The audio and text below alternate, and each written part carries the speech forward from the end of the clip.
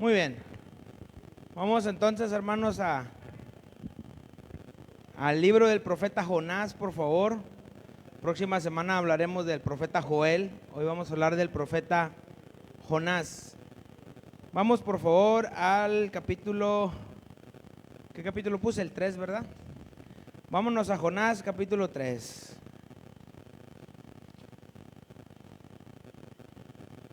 Jonás capítulo 3. Vamos a darle lectura. Es un libro muy corto, a pesar de que son 4 capítulos. Todos los capítulos están muy cortos. Vamos a leer el capítulo 3 y ahorita lo contextualizamos. Capítulo 3 dice, lo leemos en el nombre del Padre, del Hijo y del Espíritu Santo. Vino palabra de Jehová por segunda vez a Jonás diciendo, levántate y ve a Nínive, aquella gran ciudad, y proclama en ella el mensaje que yo te diré. Y se levantó Jonás y fue a Nínive conforme a la palabra de Jehová. Y era Nínive ciudad grande en extremo, de 3 días de camino. Y comenzó Jonás a entrar por la ciudad camino de un día, y predicaba diciendo, de aquí a 40 días Nínive será destruida. Y los hombres de Nínive creyeron a Dios, y proclamaron ayuno, y se vistieron de cilicio desde el mayor hasta el menor de ellos. Y llegó la noticia hasta el rey de Nínive, y se levantó de su silla, se despojó de su vestido y se cubrió de cilicio y se sentó sobre ceniza. E hizo proclamar y anunciar en Nínive por mandato del rey y de sus grandes, diciendo, hombres y animales, bueyes y ovejas, no gusten cosa alguna, no se les dé alimento ni beban agua, es decir, hagan ayuno, sino cúbranse de cilicio, hombres y animales, y clamen a Dios fuertemente, y conviértase cada uno de su mal camino, de la rapiña que hay en sus manos. ¿Quién sabe si volverá y se arrepentirá Dios, y se apartará del ardor de su ira, y no pereceremos? Y vio Dios lo que hicieron, que se convirtieron de su mal camino, y se arrepintió del mal que había dicho que les haría, y no lo hizo. Vamos a orar. Señor, gracias por tu palabra. Ayúdanos a entenderla, ayúdanos a comprenderla, Padre Santo. Ayúdanos, Señor, a que tu palabra quede guardada en nuestros corazones y que la podamos poner en práctica. Te lo pedimos en el nombre de Jesús. Tu iglesia dice, amén. El libro del profeta Jonás, hermanos, un libro muy corto, profeta menor. A diferencia de Abdías que estuvimos viendo, en cuanto a la fecha, de este sí se sabe porque el libro de los reyes, segundo libro de los reyes lo menciona, que él estuvo profetizando en Judá, pero no tenemos su profecía en Judá, pero estuvo profetizando en Judá en el reinado de Jeroboam II. Entonces sí sabemos con exactitud en qué época estuvo, pero su profecía que tenemos nosotros, lo estamos mencionando ahorita en este entorno antes de entrar a la historia de los reinos, porque su profecía que nosotros tenemos está solamente pues para una ciudad que no tiene nada que ver con el reino. Por esas razones que lo estamos viendo ahorita en estos momentos, junto con Abdías que ya vimos la semana pasada y junto con Joel que veremos la próxima semana. Entonces, sí sabemos con exactitud cuándo es que estuvo Jonás profetizando, pero como les comento, pues no interfiere con el reino, no interfiere con el reino, sino que va y predica a Asiria, a su capital llamada Nínive. Entonces la historia ya lo conocemos, todos sabemos muy bien, yo por eso no voy a batallar con la historia, porque todos la dominamos, todos nos acordamos de Jonás. Cuando hablamos de Jonás, ¿en qué pensamos rápidamente? En un pez, ¿no? En un pez, no sabemos si es una ballena, pero rápido pensamos en el pez. Jonás estuvo en el pez. Un autor llamado, se me fue el nombre, pero el apellido sí me acuerdo, es Duval. ¿Te acuerdas tú del nombre del libro de hermenéutica? Que es Duval el apellido, pero no recuerdo el primer nombre. Bueno, este hombre de apellido Duval, él menciona que uno de los errores que nosotros tenemos al interpretar la Biblia en general es que nosotros culturizamos la Biblia antes de leerla. Y pone un ejemplo con Jonás. Y dice, ¿por qué? Un ejemplo, dice, el error al interpretar. ¿Cómo nos imaginamos a nosotros la escena de Jonás? ¿Cómo se imaginan ustedes, hermanos, a Jonás dentro del pez? Para empezar, pensaron que era una ballena. ¿Por qué en una ballena? ¿Cómo se lo imagina, hermano? Dígalo. Sentado adentro de la ballena con el agua a medio cuerpo y con una fogatita para aluzar. Hermanos, ¿de dónde salió esa percepción? De una película llamada Pinocho. Cuando nosotros estamos analizando al profeta, nosotros ya traemos una percepción de esa imagen porque Disney nos las vendió con otro personaje ficticio, con otra historia, pero nosotros traemos nuestra cultura ante la Biblia y esto es un error de interpretación en todo lo que nosotros leemos, no nomás en Jonás, pero esto es un caso exclusivo, ¿no? Jonás, porque es uno de los casos que pone este libro de hermenéutica. Hermenéutica es la interpretación de los textos, el libro de la rama de la teología que nos enseña a interpretar correctamente la escritura. Entonces ese es un error que nosotros cometemos. No, de seguro no estaba sentadito adentro para empezar, no era una ballena, no sabemos, era un pez grande, lo único que sabemos. Incluso Jonás, cuando ora, él dice que estaba enredado en algas. Él mismo lo menciona y dice, me rodearon las algas, dice él mismo, ¿no? Entonces ni siquiera estaba sentado, estaba de seguro todo apretujado ahí. Fue un milagro realmente que sobreviviera todo ese tiempo. Ahorita vamos a hablar de estos tipos de milagros que suceden en este libro. Pero lo que estamos viendo, hermanos, es que la historia, bueno, tú ya la conoces. Viene palabra del Señor, capítulo 1, comienza importante, más vamos a leer capítulo 1 nada más los primeros 2 versos para poder entrar a esta historia de Jonás. Dice la palabra del Señor, vino palabra de Jehová a Jonás, hijo de Amitai, diciendo.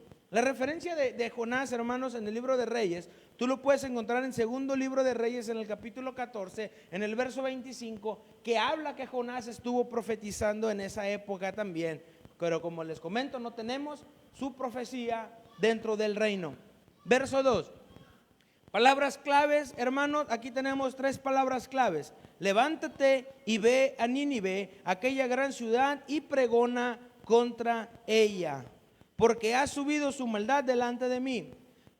Clave, este capítulo 1, verso 2, vemos la orden del Señor que le dice, levántate y ve a Nínive, y luego le dice, pregona, es decir, predica contra ella, o profetiza contra ella. Y hemos hablado bastante a lo largo de este tiempo acerca de los verbos imperativos. Y aquí tenemos tenemos 3 verbos imperativos. Dios no le está diciendo a Jonás, Jonás, si ahorita ya estás bien descansadito, levántate y si puedes, cuando tengas oportunidad y cuando tengas tiempo, ve a Nínive y si te dan ganas, predica en contra de ella. ¿Verdad que no le está diciendo así? Le da 3 órdenes directas, 3 órdenes imperativas, 3 órdenes que no se puede negar hacerlo. Levántate, ve y predica. Órdenes imperativas, y nosotros sabemos que cuando el Señor habla, las cosas, ¿qué, hermanos? Suceden. Cuando el Señor dice algo, las cosas pasan. Y desde el inicio Jonás se hizo la vida difícil él solo, porque el Señor ya había hablado, el Señor ya había decretado, y una vez más lo repetimos, el único que decreta es Dios mismo. Y el Señor ya había decretado que Jonás se tenía que levantar, que Jonás tenía que ir y que Jonás tenía que predicar en Nínive. Entonces Jonás, lo que hizo el verso 3, se levantó para huir de la presencia de Jehová a Tarsis. No obedeció Jonás, sino que intentó huir. Y la pregunta, ¿acaso podía huir del Señor? ¿Acaso podía huir? ¿Será que Jonás, hermanos, era un profeta novato y no sabía lo que iba a pasar o apenas empezaba dentro del ministerio? No, sin duda no, era un profeta activo, hermanos. Por eso les comentaba, vamos a leer Segunda de Reyes, capítulo 14, verso 25, para que, no lo puse en la pantalla, pero vamos a buscarlo por favor, hermanos, nada más para que quede bien en claro esto y para que nos demos cuenta. Segunda de Reyes, capítulo 14, verso 25. Dice la palabra del Señor. A ver, no, sí, acá está. El año 15 de Amasías, hijo de Joás, rey de Judá, comenzó a reinar Jeroboam. Este ya era el segundo Jeroboam, hermano, no era el primero que comenzó con todo lo malo, dime. Es que empecé desde el 23, perdón. Bueno, vamos a leer el 25, yo ahora lo estaba contextualizando, pero vamos a leer el 25, 14-25. Él restauró los límites, ¿quién? El rey Jeroboam, de Israel desde la entrada de Amat hasta el mar de Arabá, conforme a la palabra de Jehová, Dios de Israel, a la cual había hablado por su siervo, ¿quién? Jonás. Y para que no quede en duda de qué Jonás está hablando, dice Jonás, hijo de Amitai, profeta que fue de Gat Tefer. Y ahora nos regresamos otra vez ahora a Jonás, y vemos que al inicio dice: vino palabra de Jehová a Jonás, hijo de Amitai. Es el mismo Jonás que está en el libro de los Reyes, es el mismo Jonás que ahora tenemos aquí en su libro. Pero, hermanos, no tenemos la profecía de Jonás dentro del reino. Nomás dice que se movió conforme a como Jonás había profetizado. Tal vez era para restaurar los límites de Israel, no lo sabemos con exactitud, pero ahora aquí estamos viendo que ese es el mismo Jonás, pero no tenemos nosotros esa profecía, solamente la de Nínive. ¿Por qué es importante recalcar esto? Porque aquí nos estamos dando cuenta en el verso 3 que Jonás intentó huir, siendo que Jonás no era un profeta novato, siendo que Jonás no era un profeta que apenas comenzaba a entrar en el tiempo de su profecía o en el tiempo de su ministerio. Y aún así él intentó huir. Entonces él conocía al Señor. Dice que él intentó ir a Tarsis. Tarsis, hermanos, era la ciudad considerada el fin del mundo, a unos 3,000 kilómetros aproximadamente del lugar en donde él estaba, lejísimos. Y Tarsis era lo que actualmente tú y yo conocemos hoy en día como España. ¿Y por qué era considerado el fin del mundo España? Por obvias razones, ¿no? Creían que la tierra hasta ahí llegaba y que ya no existía, bueno, no habían descubierto América. Entonces para ellos Tarsis era el fin del mundo. Entonces él dijo: pues me voy al fin del mundo para huir del Señor. Pero ¿qué Jonás acaso no sabía que el Señor lo que dice lo cumple? Y él ya había dado la orden: levántate, ve y predica. Entonces, hermanos, conocemos la historia, no la vamos a leer completa. Toma un barco hacia Tarsis. En Tarsis empieza a haber un gran problema en el barco, empieza a haber gran marea, empieza a haber un gran oleaje. Jonás estaba muy a gusto, él estaba tranquilo, y toda la gente estaba preocupada. ¿Qué es lo que está pasando? ¿Quién es el culpable de que esto nos está aconteciendo? Echan las suertes caen sobre Jonás.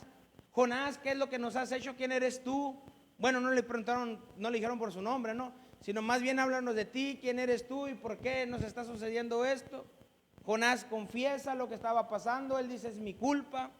Lo echan a la mar, las aguas se calman, viene un segundo milagro, y el milagro viene entonces el gran pez, que de antemano ya estaba preparado. Dice la escritura que ya estaba preparado ese pez.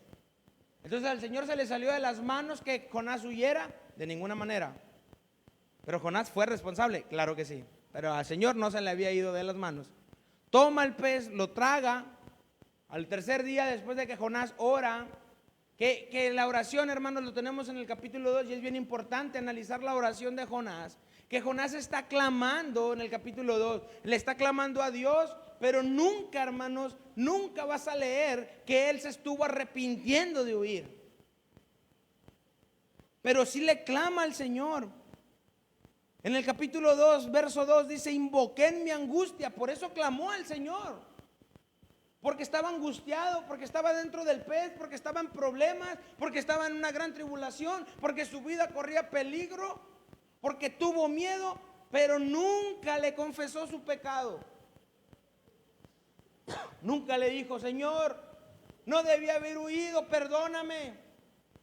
No le mostró arrepentimiento. Y él continuó con su ministerio.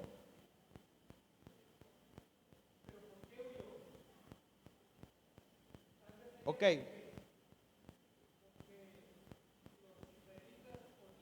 Sí, ahorita voy a eso, ajá.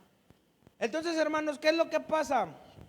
Ahorita vamos a entrar cuando se enoja, en el capítulo 4.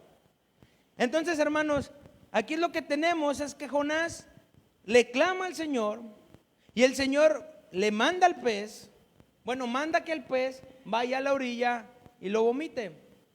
Y entonces sí, el capítulo que leímos, capítulo 3, una vez más, hermanos, vean qué es lo que le dice por segunda vez el capítulo 2, perdón, el verso 2 del capítulo 3. Levántate y ve a Nínive, aquella gran ciudad, y proclama en ella el mensaje que yo te diré. Una vez más le está diciendo el Señor exactamente lo mismo que le dijo al principio. Levántate, ve y predica. Una vez más, ¿le dio opción? No.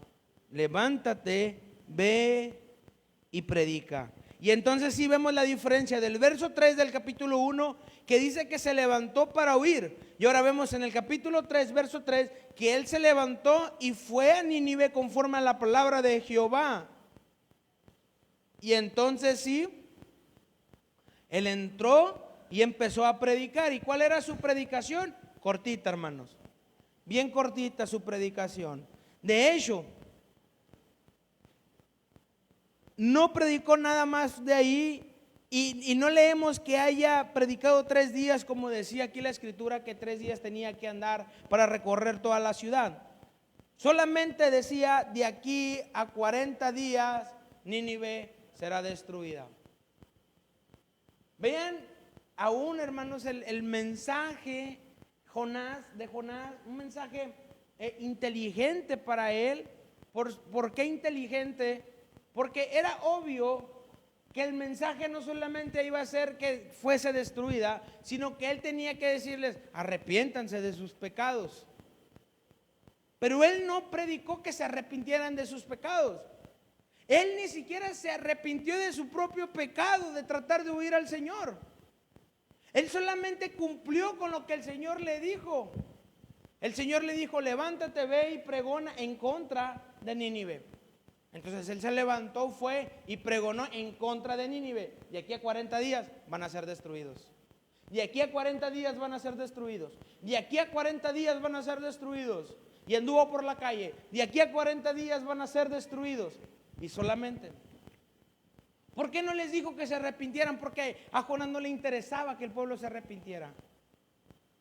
A Jonás solamente le interesaba cumpliendo en una arrogancia al Señor. ¿Por qué? Porque él solamente quiso cumplir lo que el Señor le ordenó. Y solamente, prácticamente lo hizo de mala gana. Fue y lo hizo de mala gana Jonás. Fue y cumplió de mala gana, hermanos. A veces tenemos nosotros ese servicio, ojo, lo voy a decir entre comillas, ¿no? Ese espíritu, porque luego van a creer que el pastor enseñó de los espíritus de Jonás. No, a veces tenemos el espíritu de Jonás. Y lo digo entre comillas, es decir, por espíritu me refiero a la actitud. Sirvo obligadamente, sirvo de mala gana, sirvo porque tengo que servir. Y así fue como Jonás estuvo predicando en Nínive de mala gana, porque lo tenía que hacer, porque no podía huir de la presencia del Señor, porque no podía huir de su ministerio, y por eso estuvo predicando. De aquí a 40 días van a ser destruidos. A lo mejor estuvo diciendo: así dice el Señor. Es probable que así haya dicho: así dice el Señor, de aquí a 40 días serán destruidos. Pero ¿cuál fue la respuesta? Con una frase tan corta, con una frase tan pequeña, la respuesta inmediata es que los hombres de Nínive creyeron a Dios, proclamaron ayuno. El rey mandó a que todos ayunaran. El rey mandó a que se arrepintieran. El pueblo creyó, pero no creyó por el ministerio de Jonás. No creyó por el ministerio por la actitud de Jonás. El pueblo creyó porque eran palabras del Señor mismo las que estaban hablando a través de Jonás. Aquí una vez más queda demostrado que no importa el predicador, sino que importa la palabra predicada. Y por supuesto que nosotros en nuestra vida como predicadores tiene que ir acorde a la palabra enseñada. Esdras así lo hizo. Esdras dice que propuso en su corazón primero inquirir en la ley de Dios para después ponerla en práctica y entonces sí, predicarla, enseñar sus estatutos y sus decretos en Israel. Esdras 7:10. Y como resultado, Nehemías 8:8, vemos que dice que le ponían sentido a todas las palabras del mensaje, de manera que todos pudieran entender la lectura. Por supuesto que el predicador tiene que estar también enseñado y también tiene que prepararse y con tener una buena actitud y primero vivir la palabra. Pero aquí vemos la soberanía del Señor obrando, hermanos, porque vemos que lo que obra en las vidas no es la vida o el testimonio del que enseña, sino la palabra enseñada. Y aunque era muy corta, y aunque era un mensaje de destrucción hacia Nínive, fue efectiva. ¿Por qué? Porque eran palabras del Señor. Porque eran palabras de Dios mismo. Porque era Dios mismo el que estaba hablando. Era Dios mismo el que estaba diciendo el oráculo. El que estaba diciendo la profecía. Jonás nunca predica, hermanos, que se arrepientan. Más bien es el rey de Nínive el que apeló a ver si el Señor, y lo vamos a ponerlo igual entre comillas, se arrepentía de su oráculo, se arrepentía de su mensaje. ¿Qué es lo que dice en el verso 9 de este capítulo 3? ¿Quién sabe si se volverá y se arrepentirá Dios y se apartará del ardor de su ira y no pereceremos? ¿Esto quién lo está diciendo? No lo está diciendo Jonás, lo está diciendo el rey, lo está diciendo el rey de Nínive.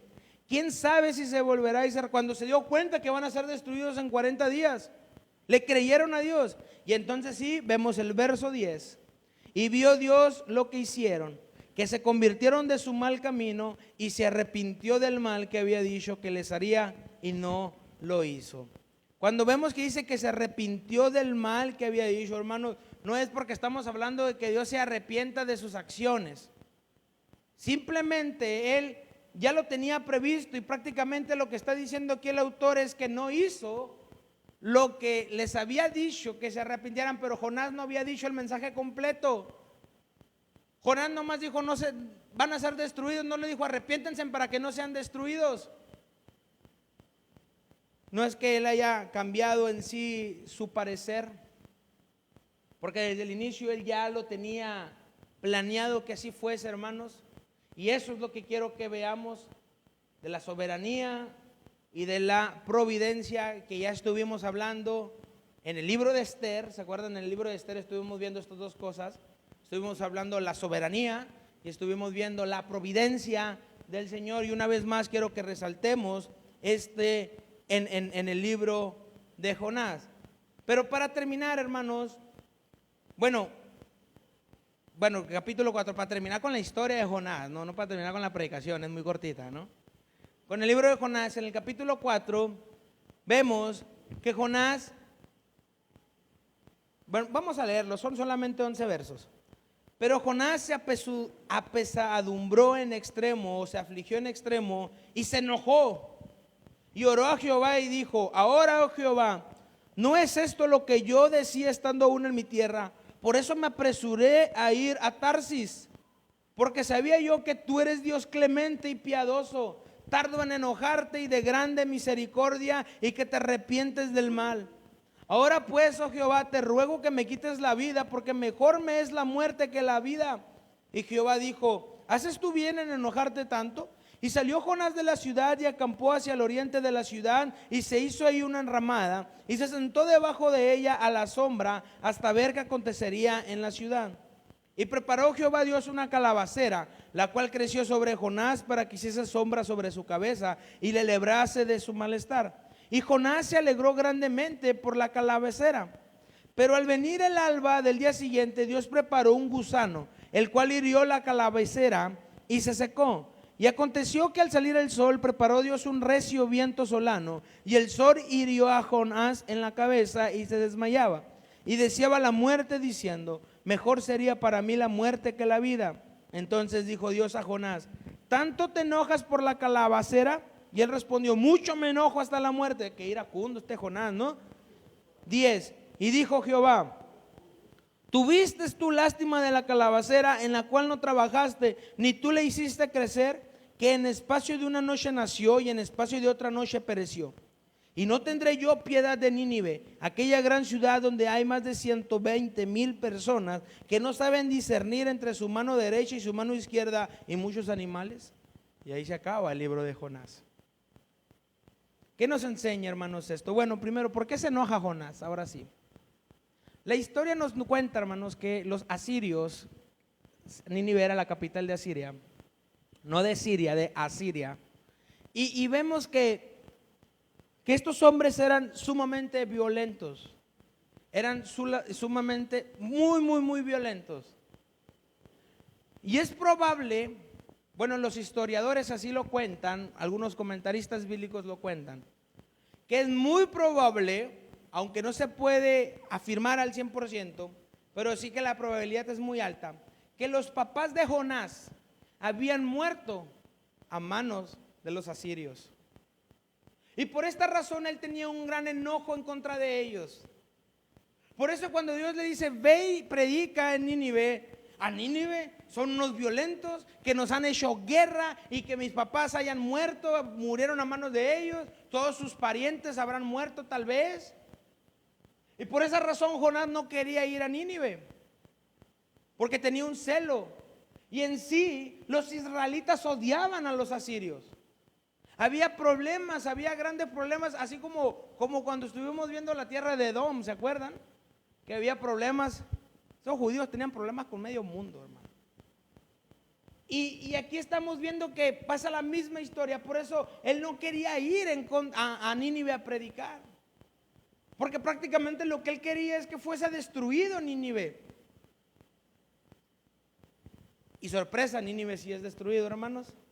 Después Amós también profetiza y vuelve a 150 años aproximadamente después sucede la destrucción de Nínive. Pero en esta ocasión el Señor nos demuestra algo bien importante, hermanos, aquí.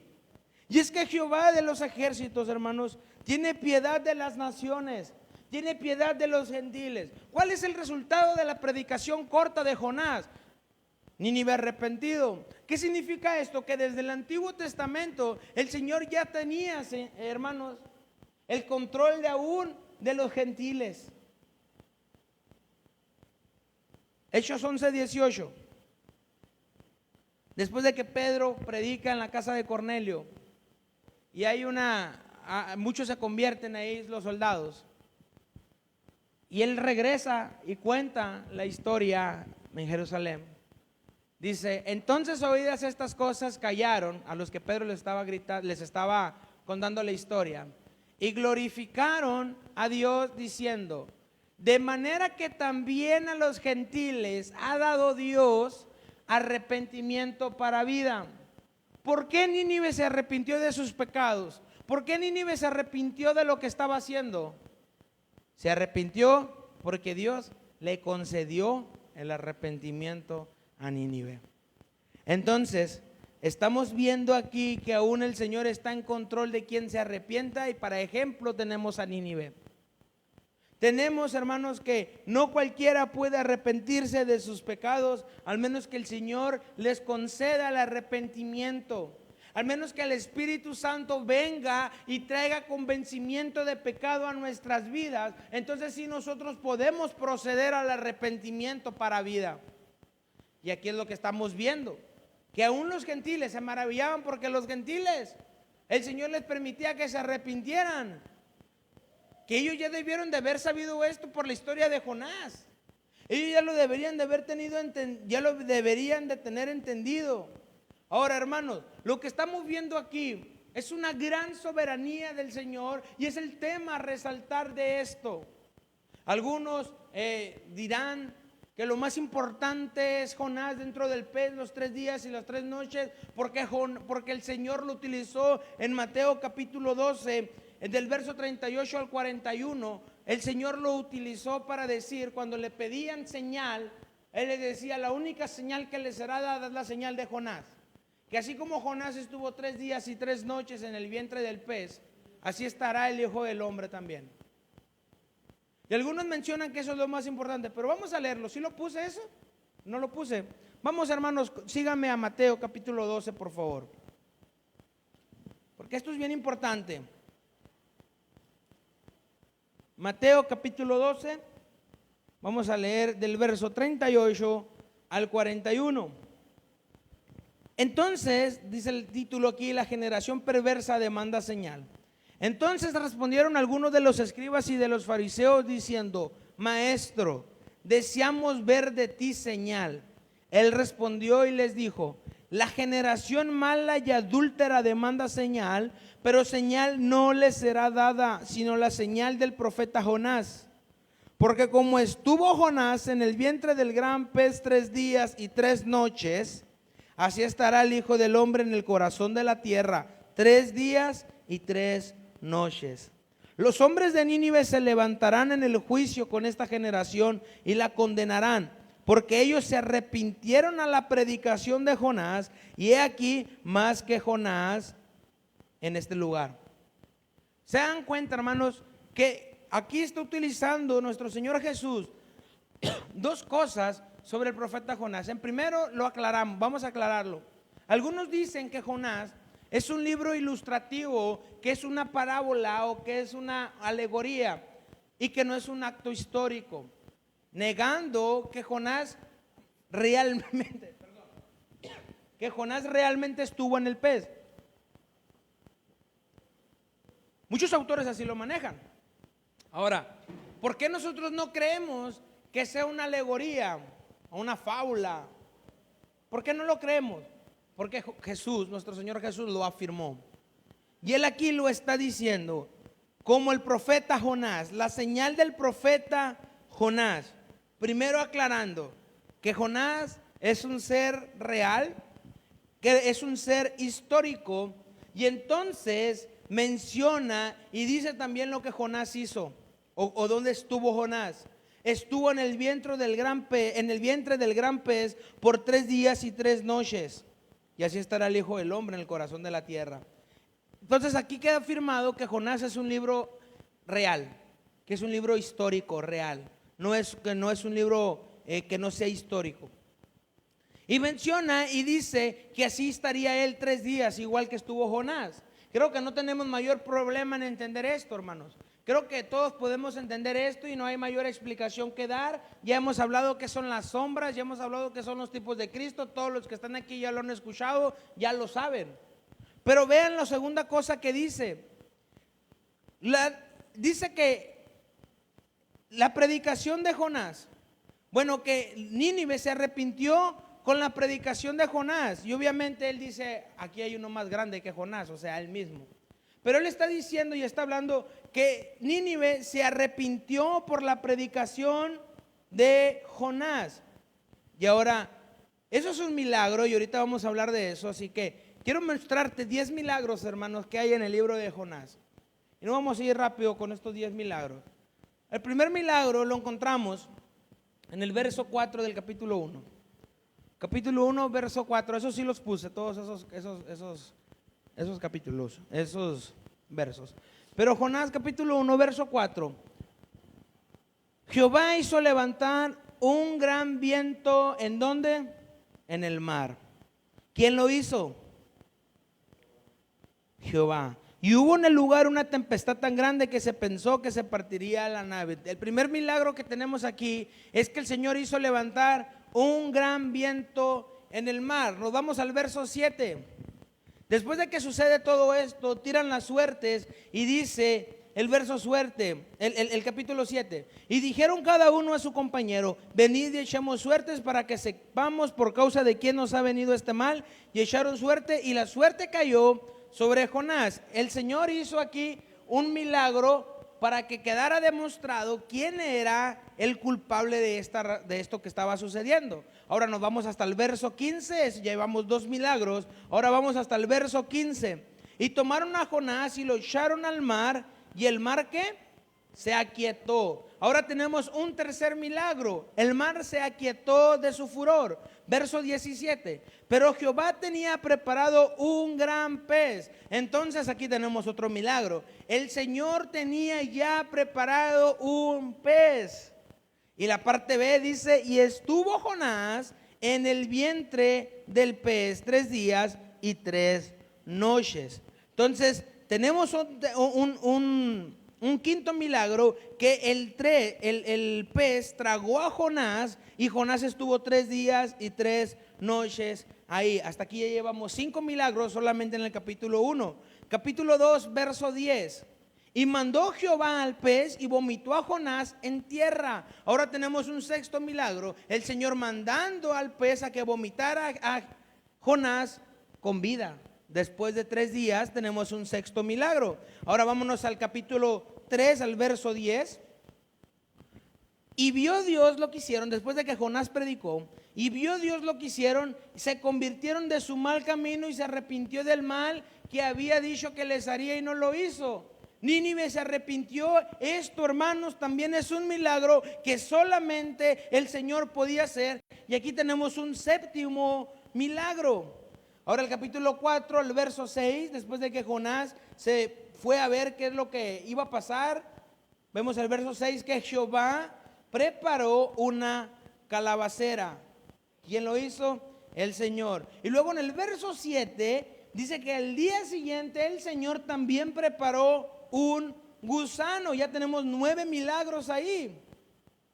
Y por último, en el verso 8 tenemos un 10º milagro. Dice que Dios preparó un recio viento solano con el que hirió a Jonás en la cabeza. Hermanos, tenemos 10 eventos sobrenaturales aquí. Tenemos 10 eventos y estamos viendo, hermanos, que Dios aquí está en control del mar, que Dios está en control del viento, que Dios está en control de los animales con el pez, que Dios está en control de los humanos porque le permitió a Nínive arrepentirse, que Dios está en control de los insectos porque preparó y ordenó un gusano. En conclusión, hermanos, el Señor está en control de toda la creación. Eso es lo que vemos en el libro de Jonás. Vemos la soberanía del Señor obrando para su propio propósito. Cómo el Señor está en control de todo. Y cuando decimos de todo, es de todo. Y aquí queda claro, hermanos, en control del mar, en control del viento, en control de los animales, en control de la humanidad, en control de los insectos, en control de toda la creación. El tema principal no es Jonás siendo tragado por el pez, es el Señor obrando a través de toda la creación. Toda la creación. Ese es el tema central, esa es la soberanía, ese es el tema central del libro de Jonás, su soberanía. Y por supuesto, versos claves: levántate, ve y predica. Jonás tuvo que hacerlo, aunque sufrió porque se quiso poner renuente, pero al final de cuentas sucede lo que el Señor dice. Y al principio le dijo: levántate, ve y predica. Él intentó huir, intentó escapar, pero nadie, ni sus profetas se pueden escapar de la voluntad del Señor. Nadie se puede escapar. A veces nosotros tenemos la actitud de Jonás, que queremos huir, que queremos quitar nuestras responsabilidades, pero no te puedes hacer a un lado lo que el Señor dijo que hará. Eso hará que el Señor, en su voluntad permisiva, te permita tanta cosa por tu incredulidad, tanta cosa por tu pecado, tanta cosa por tu arrogancia, tanta cosa por tu desobediencia. Esa es otra cosa. Pero al final de cuentas, hermanos, va a suceder lo que el Señor quiere que suceda.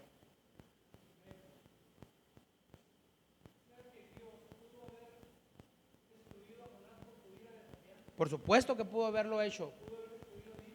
Y lo hizo más adelante también. Y a todos nosotros. Ajá. Sí, totalmente. Aquí lo que queda demostrado es que el Señor está en control, y por eso tenemos los escritos de esta parte del ministerio de Jonás en Nínive. No sabemos si Jonás siguió predicando después de esto. No sabemos si predicó antes de esto, si profetizó antes. Perdón, sí sabemos que profetizó antes de esto, pero no sabemos si siguió profetizando después de esto. Pero lo que el Señor quiso mostrarnos a nosotros es eso. Cómo el Señor tiene piedad de Nínive. Cómo el Señor tiene piedad de todo y Él está en control de todo, hermanos. Y quiero terminar con algo bien importante. ¿Cuál fue la manera que utilizó Dios para que Nínive se arrepintiera? Su palabra, es decir, la predicación, ¿no? Lo hemos dicho un montón de veces. Primera de Corintios 1:21, ya no lo sabemos o no lo deberíamos de saber de memoria. Tuvo pues a bien salvar Dios a sus creyentes a través de ¿qué? De la locura de la predicación. Hermanos, algo que vemos aquí es que Jonás comienza diciendo: levántate, ve y predica. En el verso 2, capítulo 3 vuelve a decir: levántate, ve y predica. Dios habló, ordenó y sucedieron las cosas. Jonás tuvo que obedecer. Pero vemos que cuando habla Jonás también, el pueblo se arrepiente. Ahora en la semana yo estaba escuchando, hermanos, una predicación de un hombre llamado Sugel Michelin, que yo te la recomiendo. Te recomiendo ampliamente a este predicador. Y él estaba hablando de que, precisamente de la predicación, no hablando de Jonás, sino hablando de otra cosa. Y para mí fue un choque, o más bien para mí fue ahora sí que un wow. Porque él dice que Dios utiliza la predicación, utiliza su palabra para que el evangelio nos alumbre nuestra vida. Y él menciona Génesis capítulo 1, verso 1, o menciona la creación. Génesis 1:1, en el principio creó Dios los cielos y la tierra. Y luego dijo el Señor: sea que la luz, ¿y qué? Y fue la luz. Cuando él dice sea la luz, fue la luz. Y entonces la tierra se iluminó a través de su palabra. Hermanos, cuando nosotros predicamos a un incrédulo y nosotros le estamos hablando la palabra del Señor, es el Señor hablando, y con su voz, como dijo, sea la luz, y fue la luz. Así mismo, aunque nosotros estamos muertos en nuestros delitos y en nuestros deleites, nuestros pecados, así viene la luz del evangelio a nuestras vidas cuando se nos predica.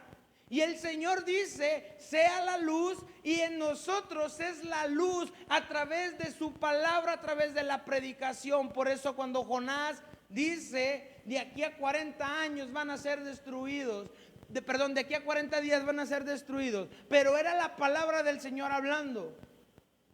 Llegó la luz y los iluminó. Esa es la importancia, hermanos, de predicar verdaderamente la luz del evangelio, predicar verdaderamente el evangelio, la palabra del Señor, porque entonces llega la luz del evangelio y alumbra nuestras vidas, y entonces es cuando nosotros podemos ver el evangelio. Tú le predicas a una persona y no te entiende, pero cuando llega el Espíritu Santo y lo sella y lo toma para sí, entonces empieza a entender el evangelio, porque la luz del evangelio llega a la vida de las personas. Y eso es lo que sucedió con Nínive. La palabra del Señor los alumbró, aunque solamente dijera Jonás: de aquí a 40 días serán destruidos. Era suficiente, porque era palabra del Señor. Por eso es importante que en nuestras predicaciones, lo que se predique, hermanos, sea la palabra del Señor y no nuestras propias palabras, no nuestros sueños, no nuestras visiones, porque mis sueños, mis visiones, mis anhelos y mis deseos no traen la luz del evangelio, pero la palabra del Señor trae la luz del evangelio que alumbra nuestras vidas. Por eso tiene que ser eso, hermanos. ¿Qué es lo que aprendemos entonces del libro del profeta Jonás? El Señor está en control soberanamente de toda la creación, y el Señor obra a través de su predicación, a través de su palabra. Amén. Te invito a que te pongas de pie. Vamos a orar. Señor, te damos gracias. Te damos gracias porque eres bueno, Señor. Toda la gloria, la honra y la alabanza es para ti. Gracias, Señor, porque eres el Rey soberano sobre toda la creación, Señor. Eres Rey, Señor, del mar, eres Rey del viento, eres Rey de los animales, eres Rey de los humanos, eres Rey aún de los insectos, eres Rey de toda la creación, Señor. Tú dominas todo. Gracias, Padre Santo, por tu palabra que ilumina nuestras vidas, que ilumina nuestros corazones. Gracias, Señor, porque a través de tu palabra es que nosotros encontramos vida, encontramos luz, encontramos paz. Te adoramos, Señor Jesús. Te bendecimos. Gracias porque estás en control. Gracias, Señor, porque tú estás en control de tu iglesia. Gracias, Señor, porque tú obras milagrosamente. Gracias, Señor, porque aquí podemos ver en solo estos 4 capítulos 10 milagros que hiciste, Señor, obrando sobrenaturalmente sobre tu creación. Gracias, Señor, porque tú estás en control. Gracias, Padre Santo. Te adoramos y te bendecimos en el nombre de Jesús. Tu iglesia dice amén y amén. Dar un aplauso al Señor.